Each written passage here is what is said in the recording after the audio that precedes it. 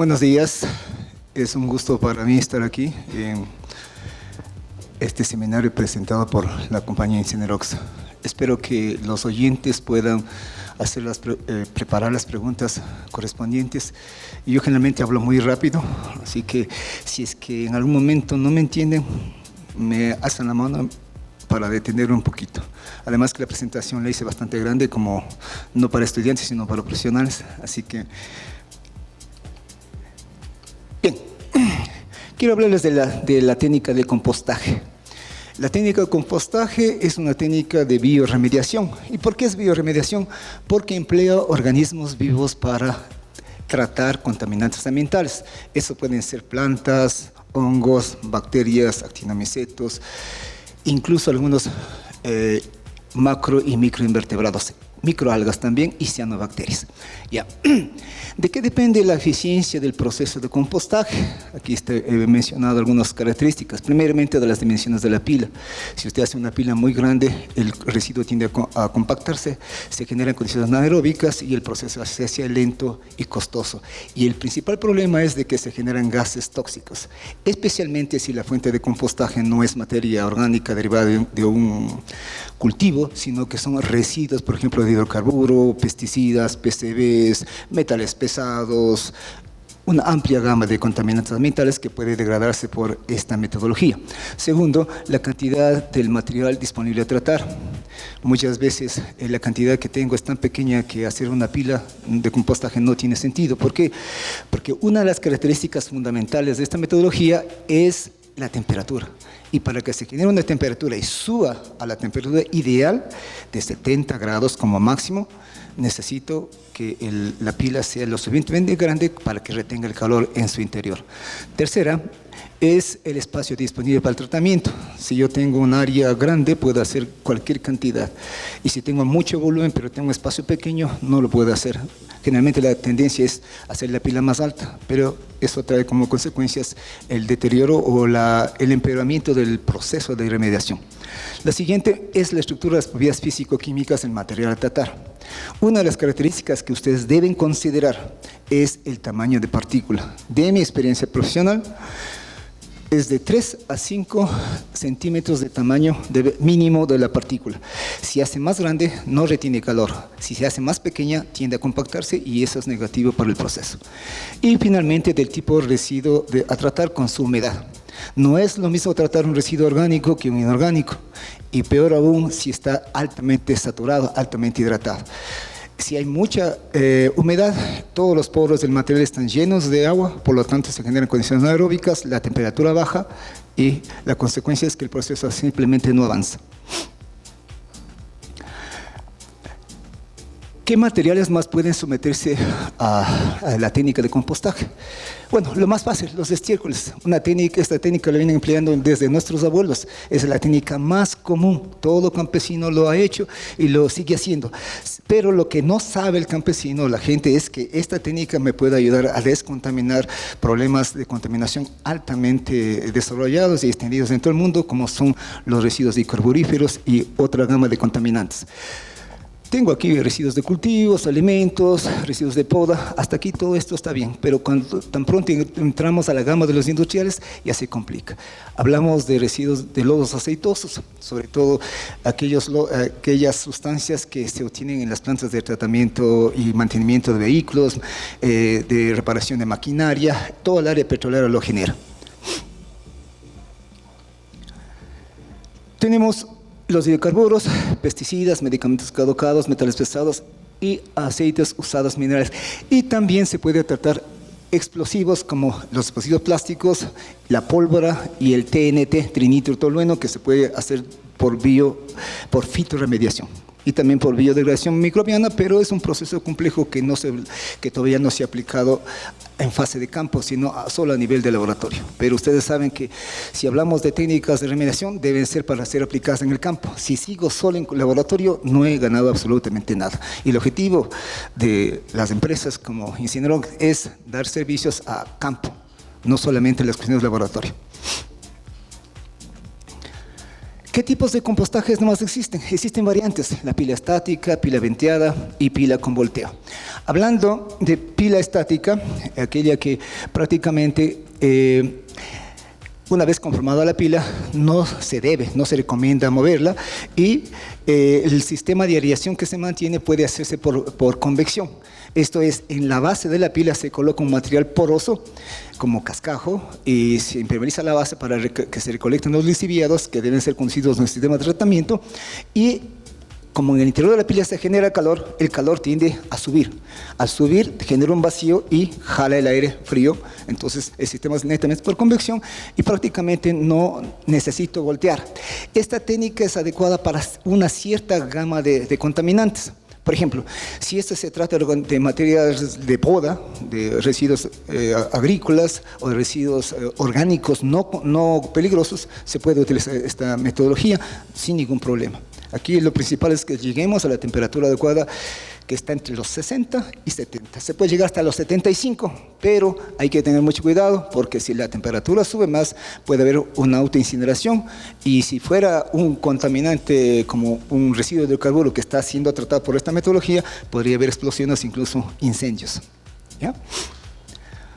Aquí está un esquema de la pila de estática. Ustedes ven, tenemos cada cama con su canal lateral para recolección de lixiviados y cuando no se tiene la seguridad de haber generado un material poroso en la base, se puede poner tubos que están ahí de PVC perforados que extraigan todo el exceso de calor y así se evite la autoincineración.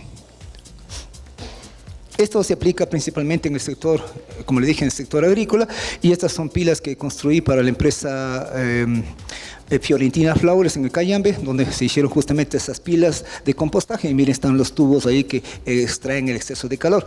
Y en esta fotografía ustedes ven el proceso de preparación de las pilas, que van a ver que es un proceso interesante, un poquito tedioso y trabajado, pero es importante hacerlo para garantizar la calidad del proceso. La pila venteada es una pila donde se instala un conjunto de tuberías que se introducen dentro de la pila. Esa tubería está perforada, puede ser tubería de cobre si es que se tiene dinero, o si no con tubería de plástico, y esa tubería está conectada a un compresor que bombea aire. Entonces, esa tubería viene con unos sensores de temperatura, que cuando la temperatura está superando los 70, automáticamente el ventilador se prende, así atenúa y baja la temperatura, y que se apaga cuando la temperatura está descendiendo menos de 40. Entonces, tenemos un control automático. Como es obvio, esto requiere una inversión mucho más alta, pero esta metodología es muy adecuada para cuando yo tengo residuos peligrosos que no quiero que el personal esté en contacto permanente. O sea, no puedo mandar a voltear una pila sabiendo que puede haber COPs, sustancias vaporosas tóxicas que pueden hacer daño al personal. Entonces, puedo hacerlo con un sistema netamente automático y un sistema cerrado. Aquí está, este es el esquema más o menos. Ahí está el compresor y cada una de las pilas tiene su sistema de tubería a través del cual se ventila la pila. La pila con volteo, bueno, esta es una pila con volteo manual, entonces prácticamente se puede hacerlo todo el trabajo manual y esto implica el uso de gran cantidad de mano de obra. Factor que puede ser contraproducente para las empresas, sobre todo si recién están iniciando, porque el costo de mano de obra es el costo más elevado. Sin embargo, es una técnica que se emplea principalmente y casi por exclusividad para los residuos de origen orgánico, como estiércoles y residuos de cultivos. Aquí está. Sin embargo, las empresas que ya se dedican a la producción de compost a gran escala compran esas maquinarias y prácticamente lo hace la máquina. Una máquina como la que ven ahí, de color verde, puede procesar hasta 3.000 metros cúbicos por día, prácticamente reemplaza. Y esta maquinita, como ustedes pueden ver, aquí en esta zona, se colocan los nutrientes, se colocan los microorganismos y la máquina a medida que va volteando, va inyectando nutrientes, va inyectando microorganismos para acelerar el proceso de compostaje. ¿Cuál es la ventaja del proceso de compostaje y por qué se lo emplea con frecuencia, sobre todo para el sector agrícola? porque el material que la gente consigue es el propio residuo de su cultivo. Pero, ¿qué es lo que pasa? La gente hace compostaje sin conocimiento, hace una pila, que ellos creen que es compostaje, la temperatura nunca llega a superar los 50 grados, y botrytis, todas las enfermedades que estaban presentes ahí, se mantienen. Pasa los 21 días, los 30 días, dice ya está listo el compost, lo dejan madurar y luego le vuelven al cultivo. Y tienen un ciclo de contaminación permanente que nunca se liberan. ¿Por qué? Porque nunca subió la temperatura que mata a todos los agentes patógenos. Los únicos que deben sobrevivir son los actinomicetos, que son bacterias cuyo comportamiento es similar a los hongos, pero son aquellos que permiten la humificación, esto es, la transformación de la materia orgánica, en este caso materia orgánica vegetal o animal, en humus, en ácidos húmicos y fúlvicos, que son indicadores de fertilidad de todo suelo. Aquí en esta gráfica presento una manera de que pueden ver cuál es el comportamiento de los hongos en el tiempo de compostaje. Fíjense que existe una etapa de latencia, esto es cuando usted conforma la pila, los microorganismos están medio dormidos, todavía no hacen nada, y este tiempo de latencia puede ser más corto, más largo, eso en dependencia de donde usted la haga. No es lo mismo que usted haga una pila de compostaje en Guayaquil o que le haga en la zona de Papachacta. El factor limitante es el clima, la temperatura. Entonces, en ambientes cálidos, los microorganismos tienden a acelerar su metabolismo. Entonces, pueden ver que existe una fase importantísima que le decía por la cual se caracteriza esta metodología, que es la fase térmica. Miren, y la fase térmica es donde tengo un pico en la gráfica donde tengo el mayor crecimiento, sobre todo los termófilos. En esta fase,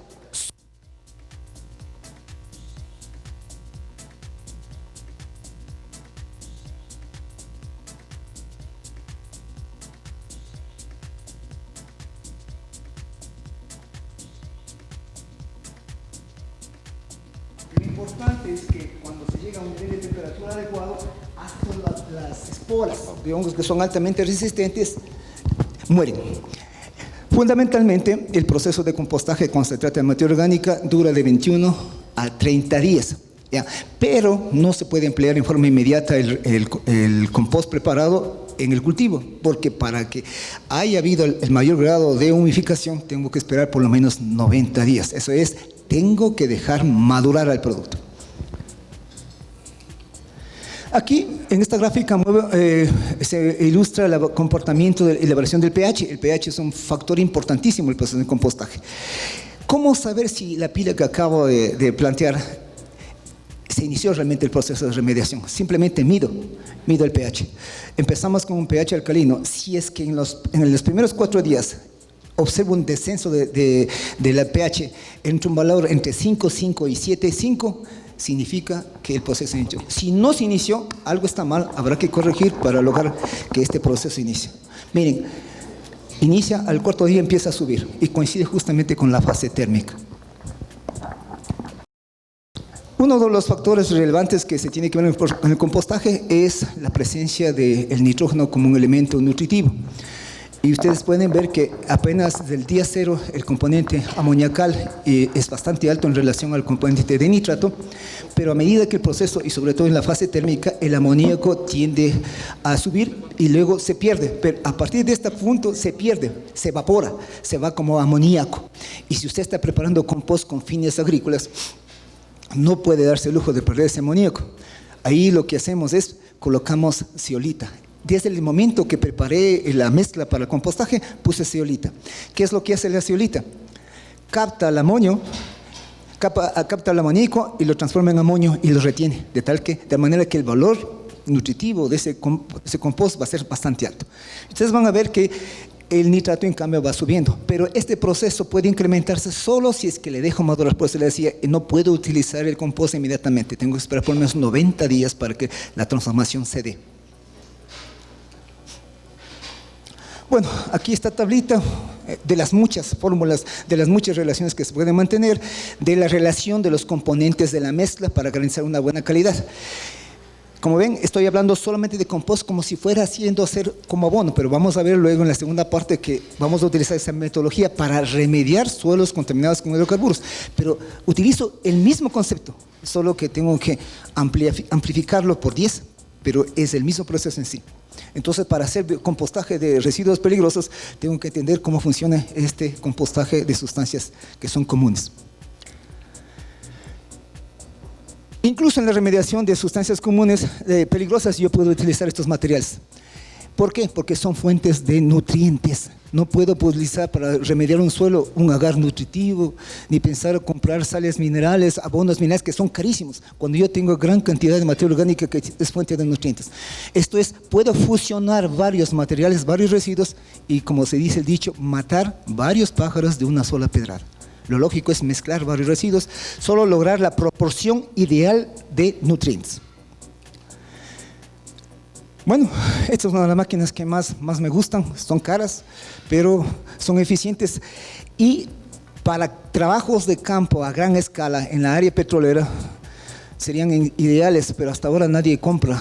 Yo quiero comprarlo, pero es muy caro, pero valdría la pena tener eso para hacerlo en campo.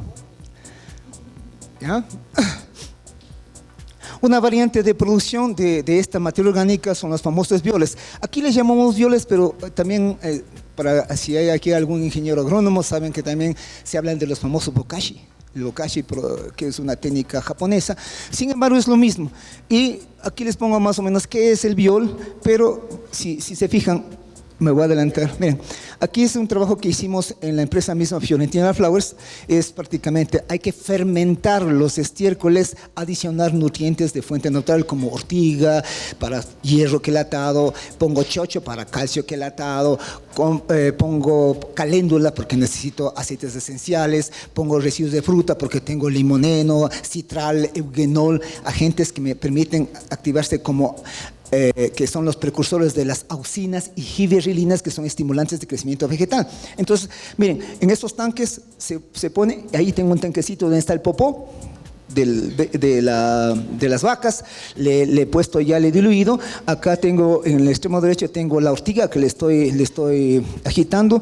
Miren, estoy poniendo cascarilla de huevo, estoy colocando residuos de fruta y todo le meto al tanque. Y estoy colocando un activador, que es una fuente de microelementos, cobalto, molibdeno, manganeso, magnesio, calcio, boro, para el trabajo.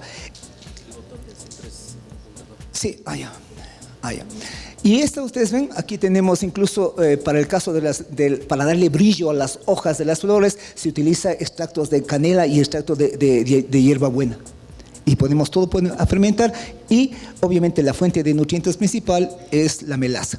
Todo eso se fermenta en el plazo de 21 a 35 días. Tengo un líquido que lo filtro y le puedo mandar por el sistema de riego por goteo para que el cultivo se beneficie. ¿Ya?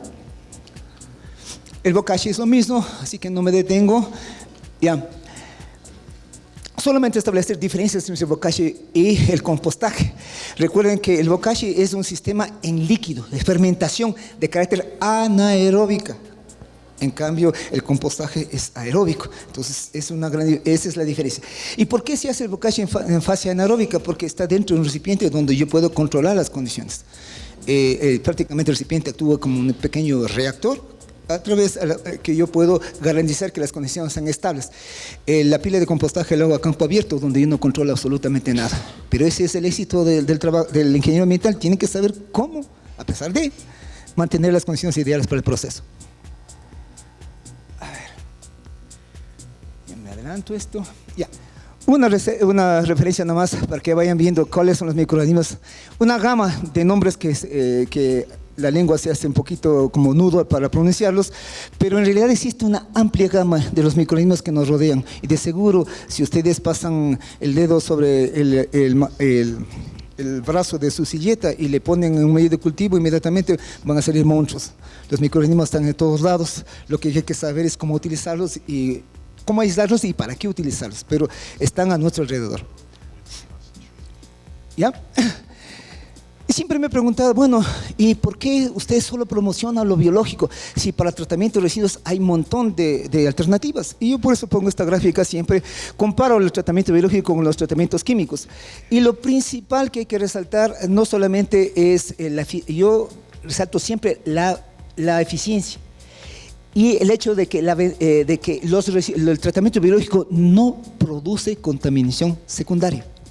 A diferencia de físico, químico y térmico, que puede ser rapidísimo, Por ejemplo, cuando incineramos, ¿qué nos queda?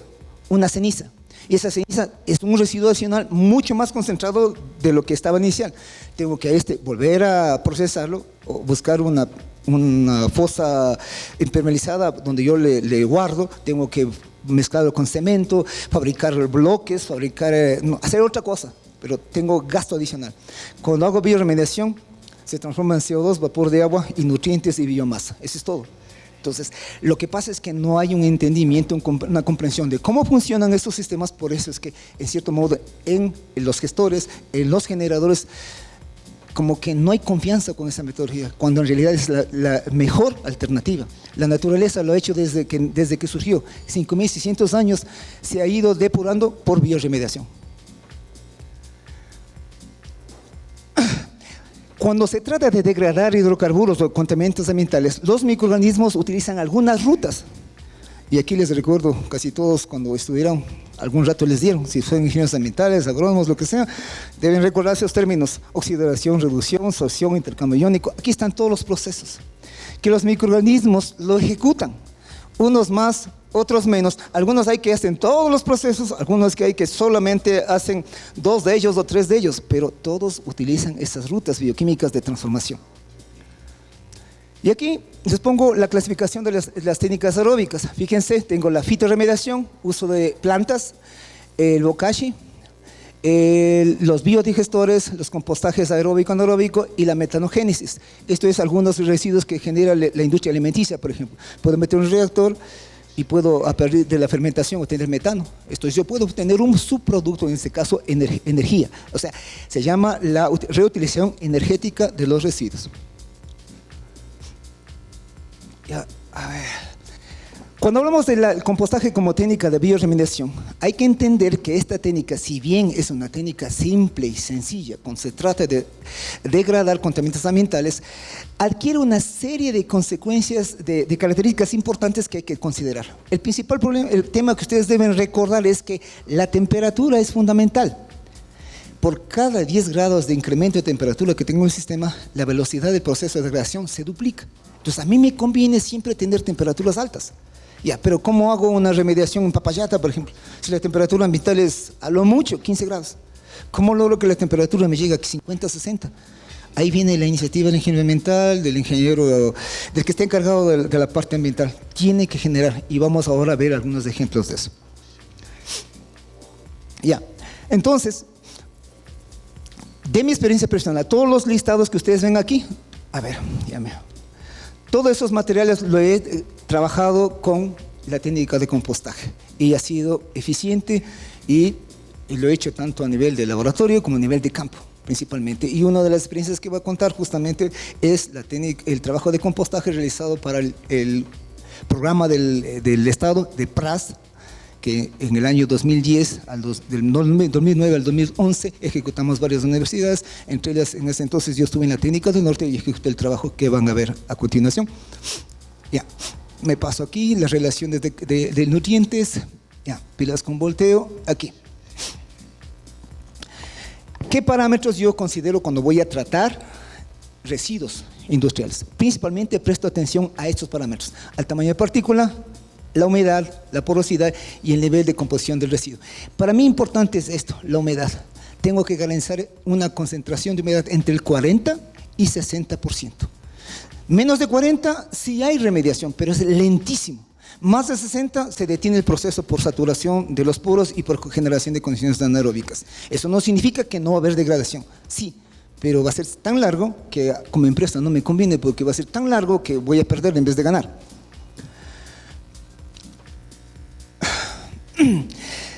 Para una empresa que realice actividades de compostaje debe tener la siguiente, es mi sugerencia, obviamente no está escrito en ningún libro. Yo sugiero como especialista que la empresa debe tener un área administrativa, un área de servicios, un área de operativa. Y aquí detallo qué es lo que debe tener, porque eso es lo que yo monté en la zona de Xuxuqui, del posto de Xuxuqui 13, en el campo Libertador, en la provincia de Sucumbíos.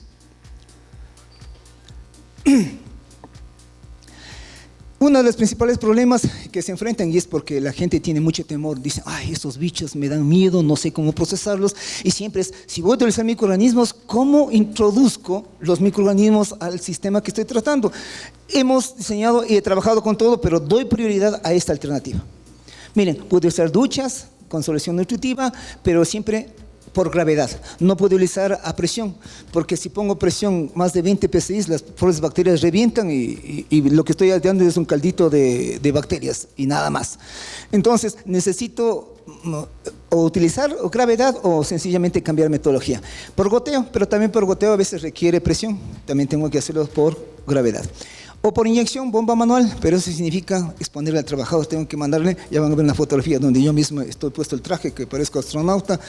Y en el calor que hace la Amazonía es imposible, pero son alternativas de trabajo. Yo me inclino por esto.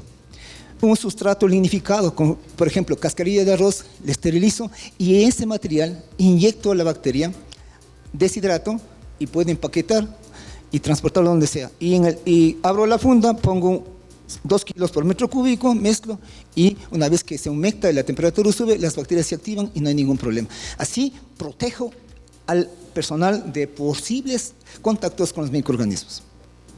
Aunque ninguno de los que se emplean son patógenos, pero sin embargo la cantidad que se emplea de microorganismos es tan alta que puede hacer daño. Ejemplo, cualquiera de ustedes puede ir a trabajar de mal humor o se pelearon con sus parejas, vienen con las defensas bajas y justo ese día toman contacto con el microorganismo y se contagian. Pero en otro día que vinieron bien eufóricos, contentos, el mismo contacto no les hizo daño. Entonces, por eso es buscar alternativas para evitar posible daño al personal y al ambiente.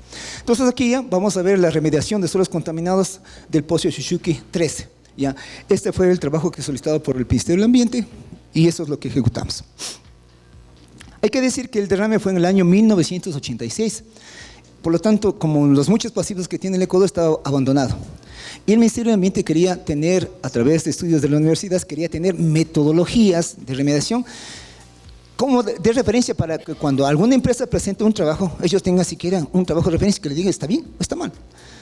Entonces, se contrató y yo me fui a hacer el trabajo con la técnica del norte y nos dijeron que el derrame había bajado por un riachuelo. Así que me fui muestreando, siguiendo todos los meandros del río. Y bueno, mostraba y no encontraba crudo. Digo, no sé para qué me mandaron para acá si no hay crudo, o sea, no hay contaminación. Si fue en el 86, ¿qué huella va a quedar? Y el dueño del terreno me dice, vea, mire, doctor, ¿por qué está usted buscando por aquí? Dice, acá hay crudo. Y digo, ¿cómo así? Me lleva del borde 200 metros. Me dice, vea, aquí métele la pala y sale crudo. Y digo, ¿y usted cómo sabe? Es que yo mismo enterré. Le digo, pero decirle a su terreno, ¿cómo fue? Es que me pagaron. Ejemplos de cómo las empresas hacían remediación en los años anteriores. Y voy a decir con nombre y apellido. La empresa Ecovital, que ya no está, que desde el año 83 hasta el año 2007, era la que se llevaba el 90% de todos los contratos. Pero miren qué ha hecho. Yo mismo, como perito ambiental, he encontrado más de 600 pasivos de los trabajos donde ellos hicieron. Trabajos donde escondieron la contaminación. Y eso, encontré 120 pozos de esos donde enterraron. Miren, las tablas aquí, miren, las tablas y el hueco, y ahí enterraron el crudo. Pusieron tierra y como la vegetación y la naturaleza nuestra amazónica es frondosa, volvió a cubrir, se revegetó y parecía que la selva estaba limpiecita. Pero encontré de estos pozos. Entonces ya ese trabajito que al inicio me parecía simple, ya se transformó cuesta arriba. Ya. Entonces hice algunos sitios con plástico, recogía todo el material contaminado, le iba colectando acá para que no contamine otro sitio. Y la decisión del PRAS, dijeron no pueden meter maquinaria. Y ahí se me fregaron porque ¿cómo hago eso? Así que tuve que hacer todo manual. Miren, cargando con parihuelas, cargar y transportar a las áreas de tratamiento. Todo el trabajo fue manual. Me demoré 9 meses, no en el tratamiento en sí se demoró 5 meses, pero los 4 meses fueron preparatorios, hacer el trabajo manual todo el tiempo. Ya van a ver que ni siquiera podía talar un arbolito cuyo diámetro sea superior a 30 centímetros. Así que para llevar todo el material tuve que poner poleas o llevar unos 4 burros, cargar el pobre burro y que lleve todo el material hasta el sitio de trabajo. Bueno, pero lo hicimos, ¿no? Lo que quiero es demostrar que luego utilicé la metodología de compostaje. Parte de los suelos contaminados estaban en un estero, así que tuvimos que hacer zanjas en el estero, y al final del estero hicimos esta represita. Y miren, como no tenía bomba, además estaba de aquí hasta el pozo, casi 5 kilómetros, no tenía luz, así que qué bomba ni qué nada, de balde en balde. Miren el trabajador metido hasta casi la cintura para sacar todo esta agua contaminada, el sedimento contaminado, para llevar a tratar. Entonces, primero no solamente es el compostaje, sino es el problema ambiental a lo que nos enfrentamos. Para cada punto, para no cargar mucho y el material contaminado que vaya chorreando y vaya contaminando, en ciertos sectores montamos estas camas donde poníamos agentes estabilizantes, principalmente tamices moleculares, zeolita, bentonita, margas, arcillas, que lo que hacen es estabilizar, capturan al contaminante y lo estabilizan, le restan las posibilidades de movilidad ambiental. Entonces, por lo tanto, yo puedo paliarlo y ya puedo toparlo incluso sin que quede una mancha de hidrocarburo en mis manos. Eso es lo que hacíamos ahí. Miren, una vez que quitamos el crudo, como llueve todos los días se nos llaman las piscinas, así que teníamos que estar bombeando, sacando de balde en balde para tratar esa agua, porque tampoco podíamos mandar así, teníamos que tratar. Como ya me cansé de hacer esto, entonces tuvimos que poner techo de plástico para evitar que se mojen y hacer zanjas perimetrales para evitar que el agua de las inmediaciones ingrese y me siga llenando, o si no, nunca iba a acabar el trabajo, porque todos los días se llenaba de agua. Y aquí están, miren, las pilas de compostaje. Hicimos en áreas totalmente con base impermeabilizada o geomembrana y le pusimos techo, porque si yo hago eso a campo abierto, como llueve, en una zona donde llueve casi 3.600 milímetros por año, entonces no puedo darme el lujo. Así que miren, en las celdas hicimos lo siguiente: las camas, aquí para que el canal para que se recolecten los lixiviados, al final pusimos una piscina, aquí se recolectan todos los lixiviados y cada una de las unidades experimentales tenía una fosa donde acumulamos material vegetal que necesitamos como nutriente adicional. Utilizamos el concepto denominado co-sustrato o co-remediación. Eso significa que utilizo una fuente de carbono adicional que actúa como estimulante. Esto es, no es el sustrato principal, es solamente el que estimula. Vulgarmente hablando, cuando tenemos un plato que no nos gusta, si le ponemos un poquito de ají, nos sabe bien y nos comemos todito. Esa es la función de este material que utilizamos. ¿Ya? Y justamente aquí está el ajicito que buscábamos. Todo terreno, todo finquero en la Amazonía tiene un montón de árboles de limones, de naranjas, de guayaba que se pudre y que simplemente no utilizan. Entonces yo les mandé a mis chicos a que recolecten, piquen eso y eso actúa como el cafecito para algunos de nosotros que nos estimula, nos hace trabajar. Igual, todo eso le damos. ¿Por qué utilizo generalmente cítricos? Porque en los cítricos, y ustedes todos tienen en su casa fruta, y cuando se les daña la fruta, ustedes ven que se llena de un moho blanco o de un moho verde, ¿no es cierto?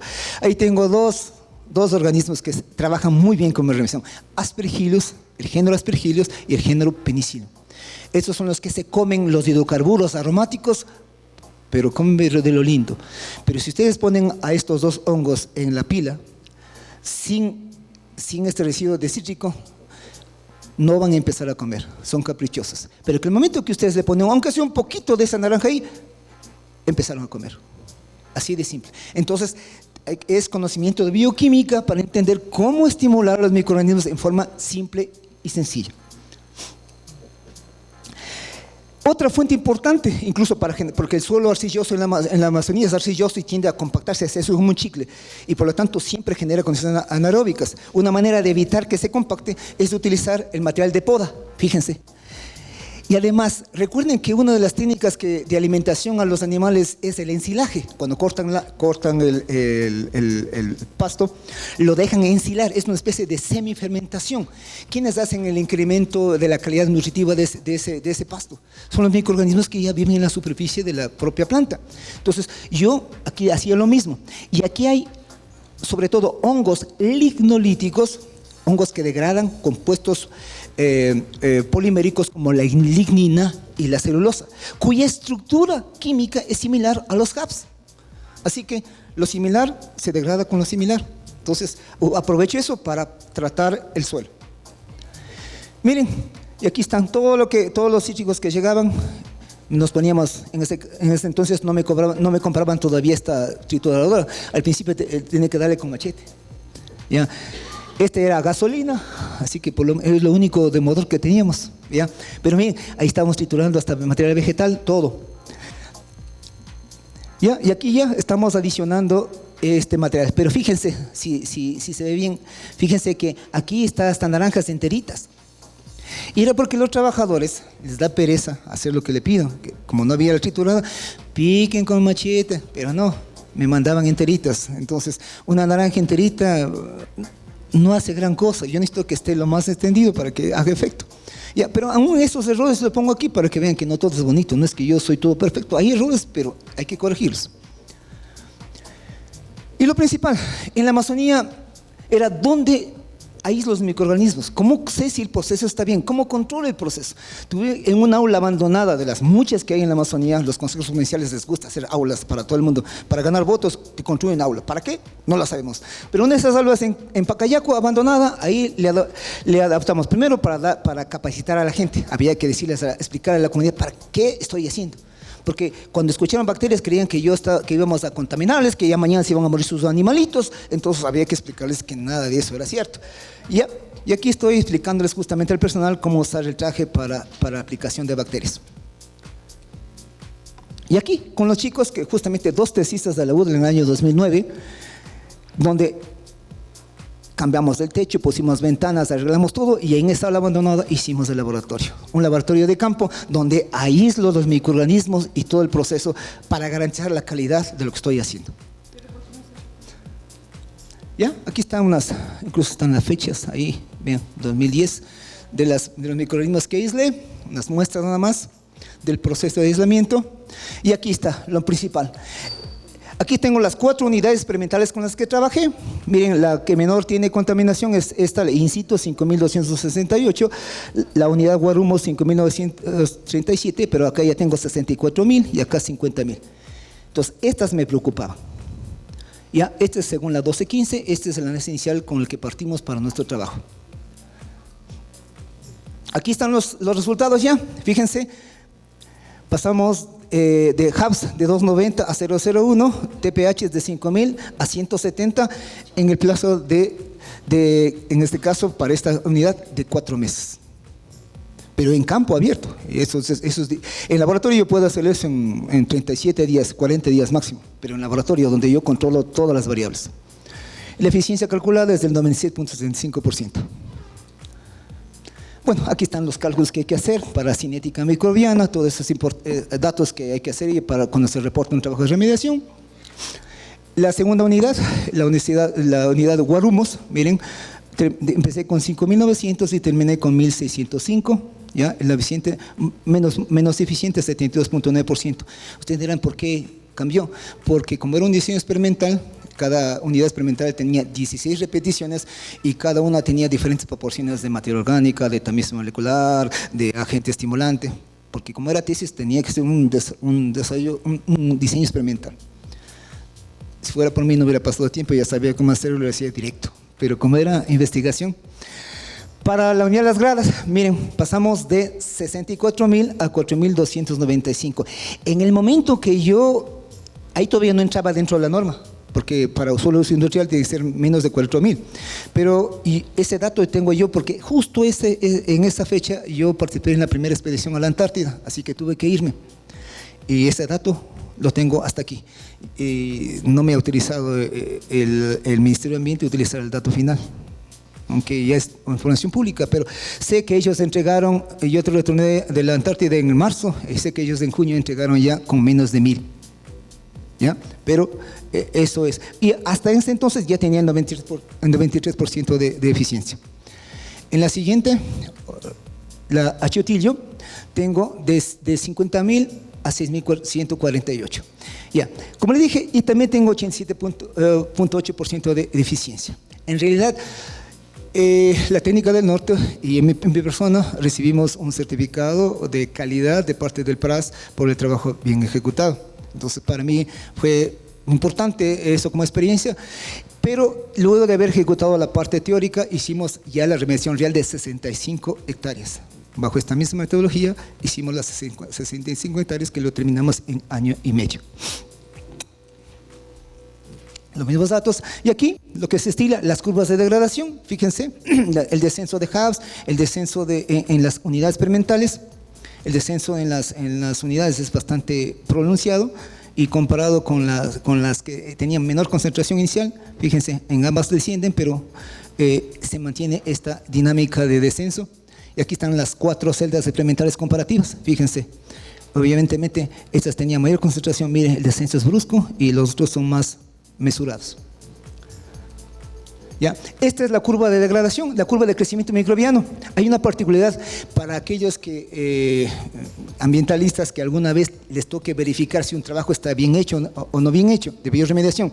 Si la curva de crecimiento de degradación es así, la curva de crecimiento debe ser inversamente proporcional. Si esta relación inversamente proporcional no se cumple, el trabajo no se ha hecho. Y no importa cuántos datos le pongan, si no coincide, no está bien hecho. Entonces, en el caso yo como perito ambiental, sencillamente no paso el informe que es negativo, que no se da. Y no es que el cliente puede mentirme y ponerme un dato, porque el cliente, el que hace generalmente no sabe hacer cinética. Me pone unos datos, me da unos datos de laboratorio, y cuando yo con los cálculos compruebo esto, me doy cuenta de que no se ha hecho. Ese fue el caso en el juicio de la compañía Ecovital por el derrame en Papayacta.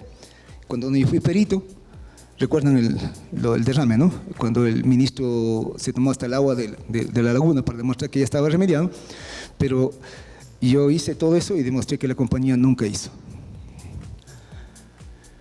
Bueno, y aquí las operaciones ya de volteo, todo es volteo manual, se va volteando. Y además la ventaja en la Amazonía, la temperatura en la zona de Chuchuqui es de 37 como media. Metido dentro del invernadero, la temperatura es enorme, así que garantizado el proceso de remediación. Y miren, ¿qué les dije? Me tocó ponerme eso para inocular las bacterias. Y no se ve, estoy agarrado a la manguerita ahí, aquí está la manguera. Vine de un tanquecito que le puse afuera dentro de un banco de madera y que por la gravedad nomás llegué y estoy colocando ahí. Ahora, honestamente, yo podía no hacer eso, porque yo sabía que las bacterias ya estaban aquí, pero como eso es lo que me aprobó el Ministerio del Ambiente, yo tenía que hacerlo, porque ese día me estaban observando, así que tenía que hacerlo. Pero yo no quería meterme por el calor, es insoportable. Yo de salir creo que con 10 kilos menos, solo por esos 2 días de trabajo. Miren, ¿recuerdan las piscinas? Esos huecos, miren, así quedó el suelo, una vez remediado. Fíjense, un suelo apto para actividad agrícola y para actividades de recuperación, sea en siembra, si el comunero quiere sembrar, puede ser para plantas ornamentales, para forestación, pero a eso conduce la remediación bien hecha mediante la técnica de compostaje de suelos contaminados con hidrocarburos. Bueno, y para aquellos que les interesan, pues toda la bibliografía, para que vean que no me he inventado nada. Bueno, yo utilizo mi experiencia personal y busco fuentes de información que digan lo que yo digo, para que no digan que estoy inventándome. Así que, aunque en la práctica no haya utilizado estas fuentes, les pongo a ustedes bibliografía suficiente para que, tengan referencias, y no solamente de contaminación de suelo, sino de pesticidas, de explosivos, de PCBs, de metales pesados, y una técnica que estoy promocionando últimamente, la fitoremediación, que es una de las técnicas mucho más eficientes. Si aquí yo tengo que tener contacto con bacterias, con hongos, con organismos secos, con fitoremediación no. Ninguna planta, a no ser que usted sea alérgico por todo, porque hay una semilla y ya tiene alergia, ya, pero creo que somos el 1 por 1000 de la población. Pero usted se acerca a la planta, usted no es alérgico, la planta no le ataca ni le come. Usted trabaja con la planta y la planta es la que hace todo el trabajo. Y eso es lo que algún rato proponía en Cinerox, que haga su mirar para tratar todas sus descargas. Y genere un parque lineal, parque temático, donde todos sus clientes vayan y visiten y vean cómo se maneja la parte ambiental. Señores, muy buenos días. Gracias por su atención.